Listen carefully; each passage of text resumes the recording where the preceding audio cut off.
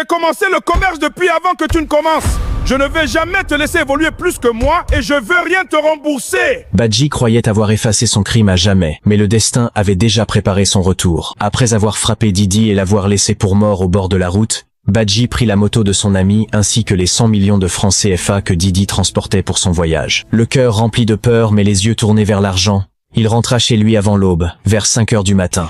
Le village dormait encore, et personne ne le vit revenir. Il cacha la moto dans sa chambre, la recouvrit d'un pagne, puis attendit le matin. À 7 heures, il sortit comme si de rien n'était, se lava calmement et partit ouvrir sa boutique. Là, seul, il sortit l'argent volé et commença à compter les billets. 100 millions de francs CFA, l'argent de son meilleur ami. Mais pendant que Badji pensait avoir gagné, cette même nuit, un chasseur revenant de la brousse découvrit un corps au bord de la route. En s'approchant, il vit que Didi, il le chargea sur son dos et l'emmena dans son village. Les habitants furent choqués par son état. Ne connaissant pas son identité, ils décidèrent de le soigner et de le garder. Pendant ce temps, Badji construisait une nouvelle vie avec l'argent volé. Il agrandit sa boutique, acheta des camions et devint rapidement le plus grand fournisseur de matériaux de construction de la commune. Son image changea. Il était vu comme un homme riche et généreux. Il commença à faire des dons aux orphelins et aux pauvres.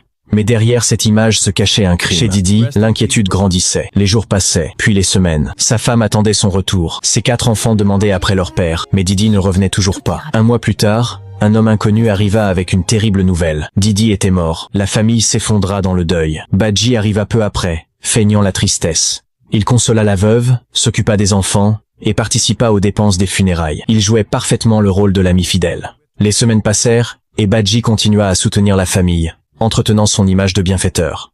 Puis, 3 semaines après l'enterrement, il révéla son intention.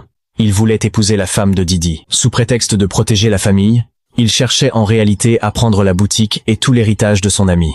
Badji croyait avoir tout gagné. Mais la suite allait tout renverser.